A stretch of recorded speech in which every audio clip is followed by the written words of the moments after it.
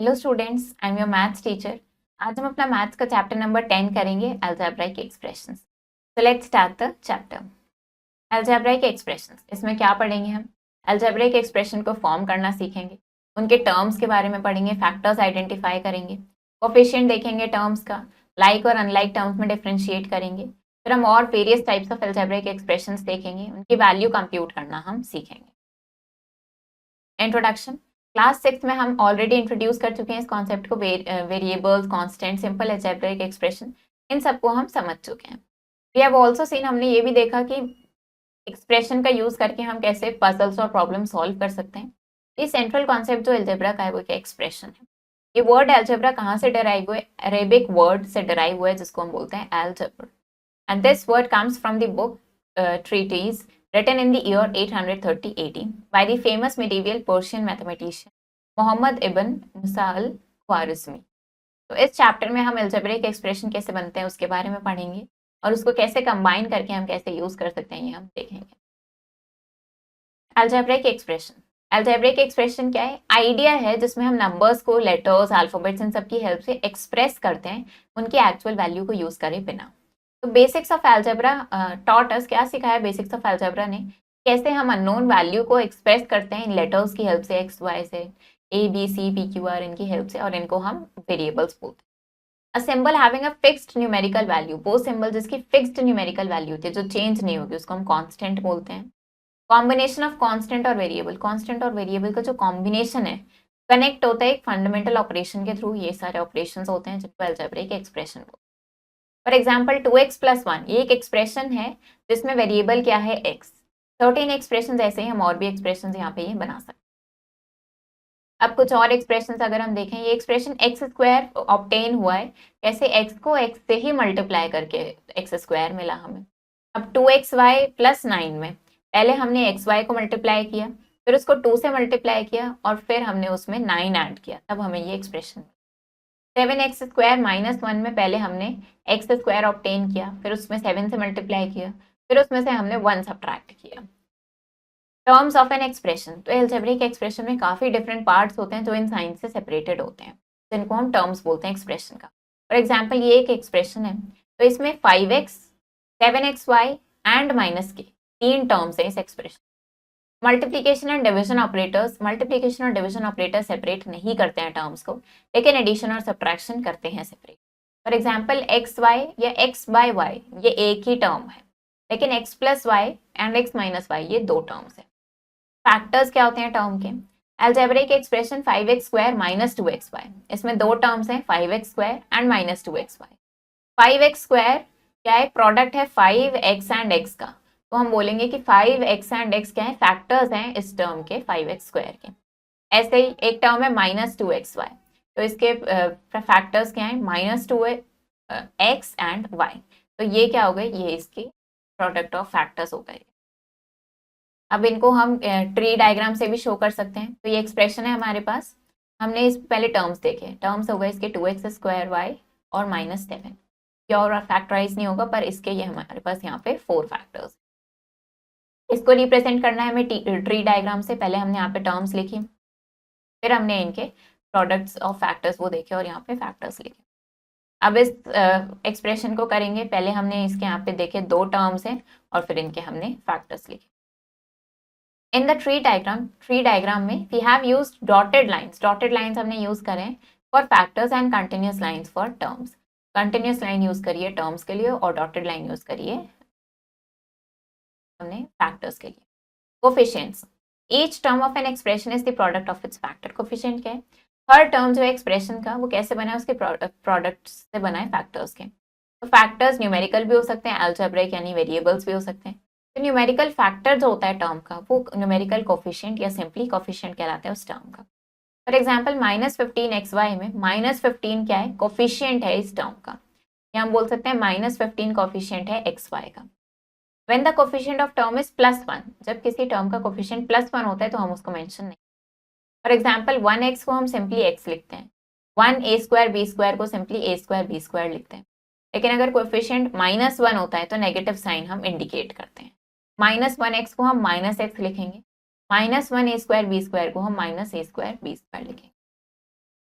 इसके लिए हमें क्या करना है, यहाँ पे टर्म्स बताने हैं जिनमें x है और उसका कोफिशिएंट देना है। पहले हमने एक्सप्रेशन देखा, कौन सी टर्म है जिसमें x है, तो वो है 2y² x। इसमें हमें x का कोफिशिएंट लिखना है, तो x को छोड़ के बाकी क्या है यहाँ पे 2y²। ऐसे यहाँ पे हमने देखा x कहाँ पे है, 8yx में x का कोफिशिएंट है 8y।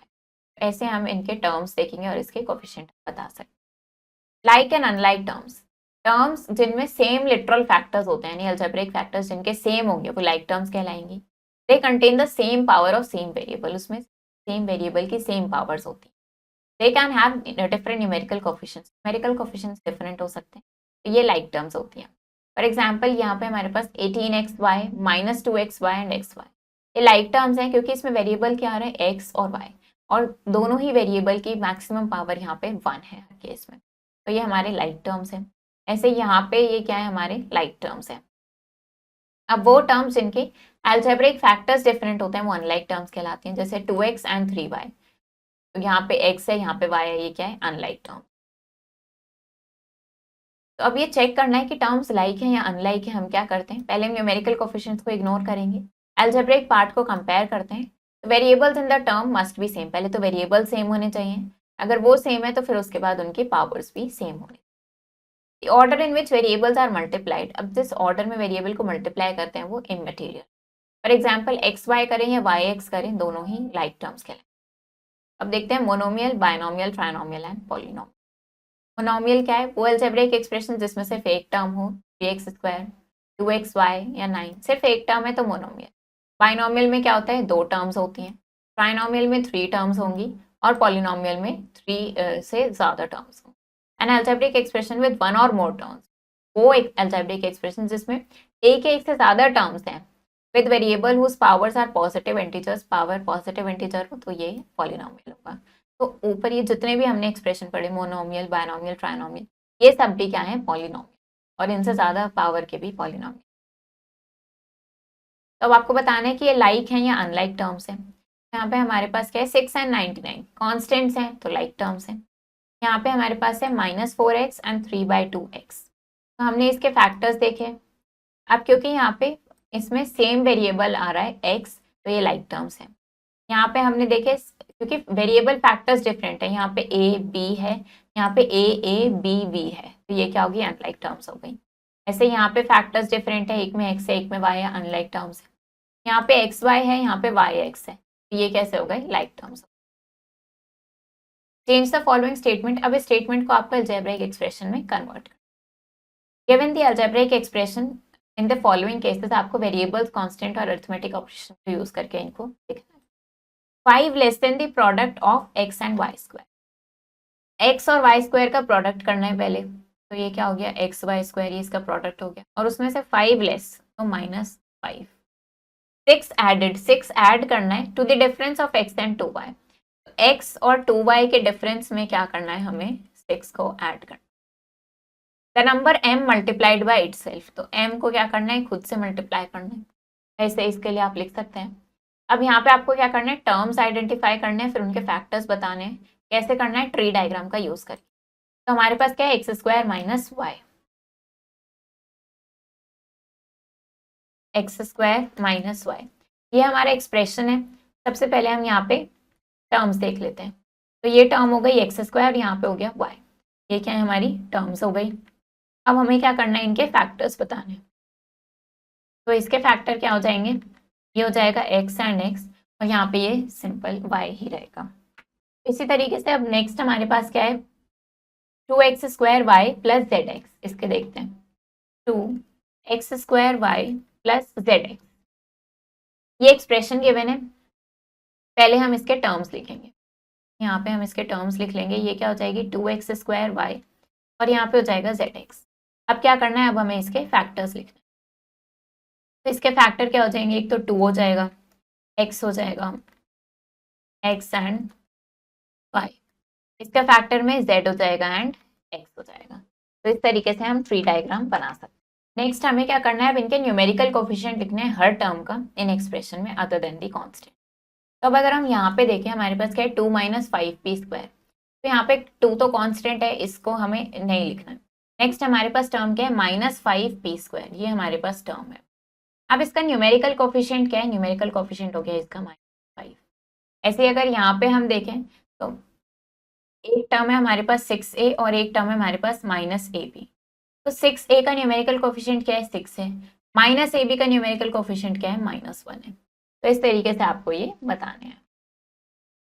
यहाँ पे अब क्या करना है, हमें टर्म्स आइडेंटिफाई करनी है जिनमें x है और फिर उसमें कोफिशिएंट लिखना है हमें x का। तो हमें क्या दिख रहा है यहाँ पे, ये टर्म है जिसमें x है, इसका कोफिशिएंट क्या है, 2 है। ऐसे ही अगर हम यहाँ पे देखें तो हमें दोनों ही टर्म्स में x दिख रहा है। इसमें x का कोफिशिएंट क्या है, 4y²। और अगर हम यहाँ पे देखें, यहाँ पे x का कोफिशिएंट क्या है, 7y। x को छोड़ के बाकी हमें सारा लिखना होगा। अब क्या करना है, यहाँ पे हमें बताना है मोनोमियल, बायनोमियल, ट्राइनोमियल क्या है इसमें, ये बताएंगे। एक टर्म है तो ये क्या है, मोनोमियल है। 2 टर्म्स हैं तो बायनोमियल, और 3 टर्म्स हैं तो ट्राइनोमियल। अब इसमें से बताना है कौन से लाइक टर्म्स है और कौन से अनलाइक टर्म्स है। दोनों कांस्टेंट है तो ये कैसे लाइक है। यहाँ पे देखते हैं, यहाँ पे एक्स वाई, यहाँ पे वाई एक्स। तो एक्स वाई लिखे हैं, वाई एक्स लिखे हैं, एक ही बात है। तो ये भी क्या है, लाइक टर्म। ऐसे अगर हम यहाँ देखें, यहाँ पे क्या है, एम स्क्वायर, एम 2 टाइम्स है और पी एक बार है। यहाँ पे एम पी स्क्वायर, यहाँ पे एम एक बार है, पी 2 बार है। तो ये कैसे होगा, ये अनलाइक टर्म्स हो। अगेन यहाँ पे भी क्या करना है, हमें यहाँ पे लाइक टर्म्स आइडेंटिफाई करना है हर केस। तो अगर हम यहाँ पे देखें, हमारे पास क्या है, ए बी, यहाँ पे क्या है, बी सी, और यहाँ पे क्या है, ए बी। ये 6 है यहाँ पे। तो हमारे पास क्या दिख रहा है कि यहाँ पे भी ए बी है और यहाँ भी ए बी है। तो ये कैसी हो गई, ये दोनों लाइक टर्म्स हो गए और ये अनलाइक टर्म है। अब ऐसे ही अगर यहाँ पे देखें, यहाँ पे हमें क्या दिख रहा है, यहाँ पे एक्स वाई, यहाँ पे एक्स वाई, ये भी एक्स वाई, यहाँ पे एक्स है, यहाँ पे एक्स स्क्वायर है। तो ये और ये तीनों कैसी हो गई, लाइक टर्म्स हो गई। ऐसे बताना है इसको। ऐसे ही इसमें लाइक टर्म बताना है, इसके लिए लाइक टर्म क्या होगी, और यहाँ पे एक्स का कोफिशिएंट बताना। अब देखते हैं एक्सप्रेशन की वैल्यू कैसे फाइंड आउट करते हैं। तो हमें पता है अलजेब्रिक एक्सप्रेशन में एक या एक से ज़्यादा टर्म्स होती हैं। हर टर्म में एक या एक से ज़्यादा वेरिएबल्स और उसके कुछ न्यूमेरिकल कोफिशिएंट होते हैं। तो if the value of all literals, तो अगर सारी वेरिएबल्स की वैल्यू हमें पता होंगी एक एक्सप्रेशन में, तो उसको रिप्लेस करके हम उस न्यूमेरिकल वैल्यू, हम उस पूरे अर्थमेटिक एक्सप्रेशन की वैल्यू बता सकते हैं। तो देखते हैं हम, ये जो प्रोसेस होता है जिसमें हम इनके वेरिएबल्स की वैल्यू से रिप्लेस कर देते हैं, उसको हम सब्स्टिट्यूशन मेथड बोलते हैं। तो अब हमें यहाँ पे ये कुछ एक्सप्रेशंस गिवन है और हमें गिवन है कि x की वैल्यू 1 है, y की वैल्यू 3 और z की वैल्यू -1। तो हमें इन एक्सप्रेशंस की वैल्यू फाइंड आउट करनी है। तो यहाँ पे हमने x की वैल्यू 1 रखी, y की वैल्यू 3 रखी और z की वैल्यू -1 रखी। इसको सॉल्व करा तो ये हमारे पास 17। ऐसे इसको सॉल्व करा तो ये -24 आ गया और ये हमारे पास -1 आ गया। तो अब क्या करेंगे, इनकी हम ये वैल्यूज पुट करेंगे और फाइंड आउट करेंगे आंसर। यहाँ पे x की वैल्यू हमें 2 रखनी है। तो एक्सप्रेशन क्या है, 4x - 1।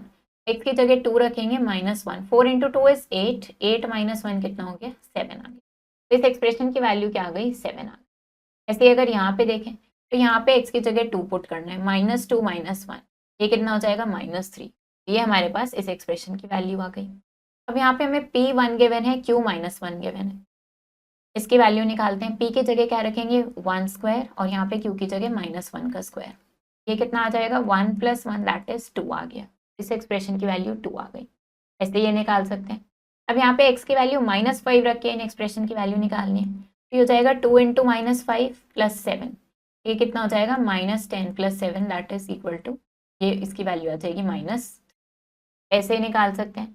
अब यहाँ पे भी क्या करना है आपको, x की वैल्यू -1 रखनी है, y की वैल्यू 2 रखनी है और z की वैल्यू -2। इन एक्सप्रेशंस की वैल्यू निकाल। अगेन यहाँ पे इन एक्सप्रेशन की वैल्यू निकालनी है, m और n की वैल्यू हमें गिवन है, आपको x की वैल्यू बतानी है। अब यहाँ पे p5 है तो इसकी वैल्यू बतानी है। तो वेरिएबल क्या है, क्वांटिटी है जिसका कुछ भी फिक्स न्यूमेरिकल वैल्यू नहीं हो। ये सिंबल से रिप्रेजेंट होता है, नंबर्स, लेटर्स, इन सब से रिप्रेजेंट होता है। कांस्टेंट की फिक्स्ड न्यूमेरिकल वैल्यू होती है।